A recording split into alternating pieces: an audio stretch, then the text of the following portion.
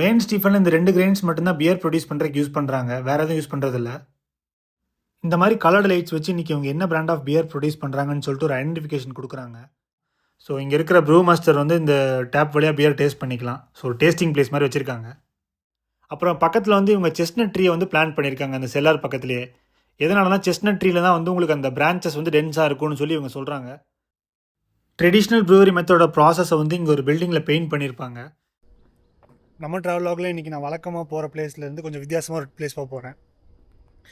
நம்மள எல்லாருமே அவங்க வாழ்க்கையில் ஒரு டைமாவது இந்த பியர் ட்ரை பண்ணியிருப்போம். ஸோ அதுக்கு ரிலேட்டடான ஒரு பிளேஸ் தான் இன்றைக்கி நான் போக போகிறேன். நான் இப்போ வந்திருக்கிற வேன் ஸ்டீஃபன் ப்ரூவரி தாங்க வேர்ல்ட்ஸ் ஓல்டஸ்ட் ரன்னிங் ப்ரூவரி. 1940ஆம் ஆண்டு வேன் ஸ்டீஃபன் அப்படின்னு சொல்லப்படுற ஒரு மவுண்டைன் வில்லேஜில் தொடங்கப்பட்டது தான் இந்த வேன் ஸ்டீஃபன் ப்ரூவரி. இந்த பிளேஸ் கரெக்டாக எங்கே லொக்கேட் ஆயிருக்குன்னு பார்த்தீங்கன்னா ஃப்ரைசிங் அப்படின்னு சொல்லப்படுற ஒரு பவேரியன் டவுனில் தான் லொக்கேட் ஆயிருக்கு.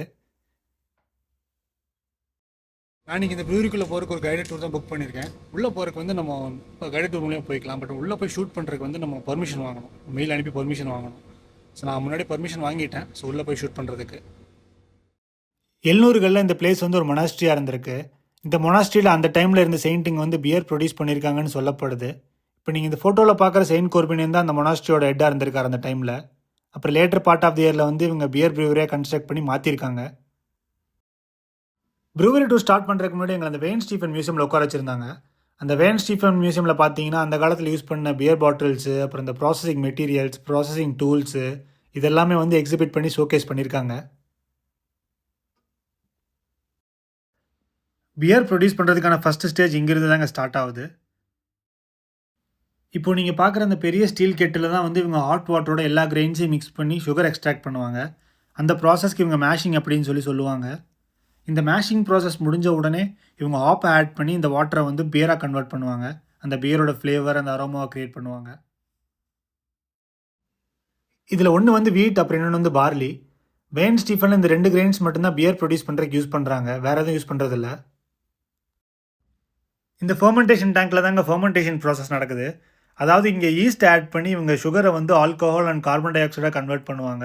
ஸோ அதுதான் வந்து நமக்கு ஃபைனலாக கிடைக்கக்கூடிய ஒரு பியரு. இப்போ அந்த ஸ்டோரேஜ் டேங்கில் ஆரஞ்சு கலர் ஹோசஸ் இருக்குது பார்த்தீங்களா?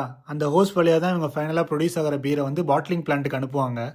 இப்போ இந்த பிளேசஸில் இந்த ப்ராசஸ் மட்டும் இல்லாமல் இன்னும் 2-3 ப்ராசஸ் நடக்குது. அதாவது இந்த ப்ரூவிங் ப்ராசஸ்க்கு தேவைப்படுற வாட்டரு, ஈஸ்ட் அதெல்லாமே கூட இந்த ஸ்டோரேஜ் டேங்க் வழியாக தான் ஹேண்டில் பண்ணுறாங்க இவங்க. ஃபைனலாக ப்ரொடியூஸ் ஆகக்கூடிய பீரை வந்து இவங்க 2 விதமாக பாட்டிலிங் பண்ணுறாங்க.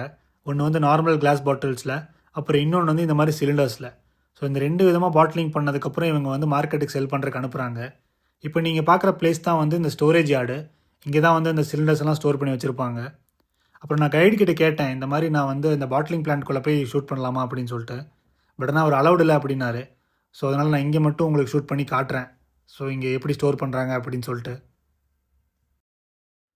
ப்ரூவரி ஃபுல்லாக ஆட்டோமைஸ் தாங்க பண்ணியிருக்காங்க. நீங்கள் இந்த இதில் பார்த்தீங்கன்னா தெரியும், ஒரு ரோபோ இருக்கும். அந்த ரோபோ வந்து இந்த சிலிண்டர்ஸை பிக் அண்ட் பிளேஸ் பண்ணும். இந்த மாதிரி கலர்டு லைட்ஸ் வச்சு இன்றைக்கி அவங்க என்ன பிராண்ட் ஆஃப் பியர் ப்ரொடியூஸ் பண்ணுறாங்கன்னு சொல்லிட்டு ஒரு ஐடென்டிஃபிகேஷன் கொடுக்குறாங்க.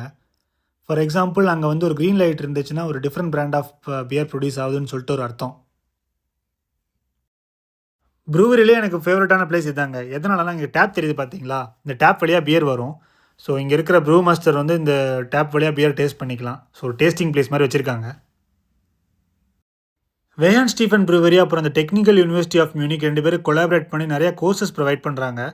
லைஃப் சயின்சஸ் கோர்ஸஸும் ப்ரொவைட் பண்ணுறாங்க. இந்த வேன் ஸ்டீஃபன் ப்ரூவரிக்குள்ளேயே ஒரு இன்ஸ்டியூட் இருக்குது. இப்போ நீங்கள் பார்க்குற இன்ஸ்டியூட் அதுதான். இங்கே நிறையா டிஃப்ரெண்ட்டான கோர்சஸ் எல்லாம் ப்ரொவைட் பண்ணுறாங்க. ஃபார் எக்ஸாம்பிள் இந்த ஆல்கஹால் ரிலேட்டட் கோர்சஸ், அதாவது இந்த ப்ரூ மாஸ்டருக்கான கோர்சஸ்ஸு அதெல்லாமே நிறையா ப்ரொவைட் பண்ணுறாங்க இவங்க. அந்த காலத்தில் குளிர் சாதன பெட்டியெல்லாம் கண்டுபிடிக்கிறதுக்கு முன்னாடி இவங்க சம்மரில் பியர் எப்படி ஸ்டோர் பண்ணியிருக்காங்க அப்படின்னு சொல்லிட்டு ஒரு டிஸ்கிரிப்ஷன் கொடுத்தாங்க.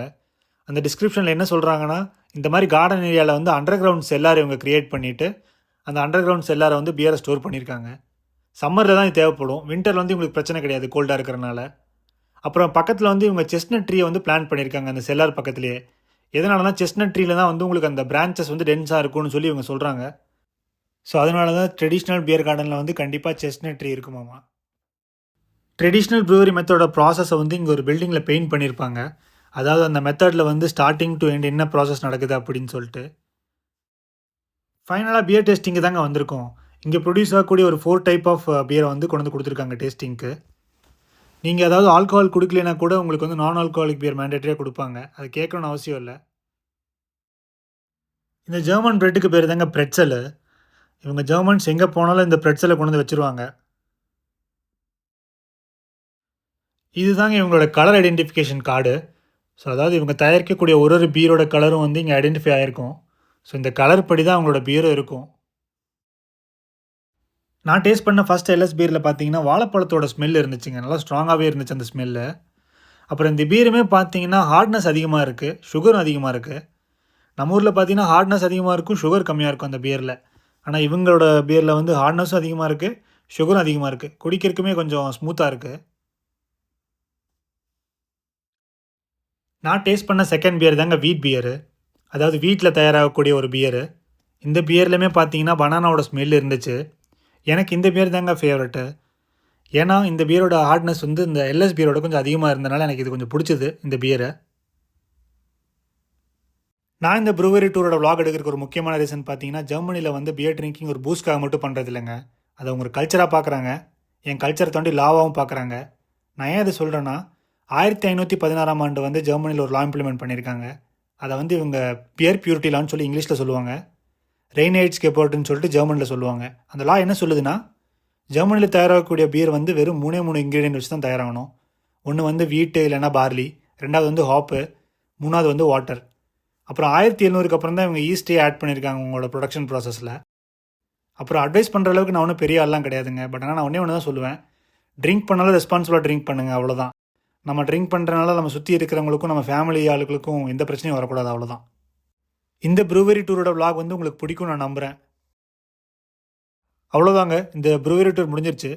ஸோ ஃபைனலாக ஒரு gift ஒன்று கொடுத்தாங்க. ஒரு பியர் கிளாஸும் ஒரு 2 யூரோக்கான கூப்பனும் கொடுத்தாங்க. என்னோட ட்ராவல் vlog பிடிச்சிருந்துச்சுன்னா லைக், சப்ஸ்கிரைப் அண்ட் கமெண்ட் பண்ணுங்கள். அடுத்த ஒரு நல்ல ட்ராவல் vlogல சந்திக்கிறேன். Until then bye from wander Gaja.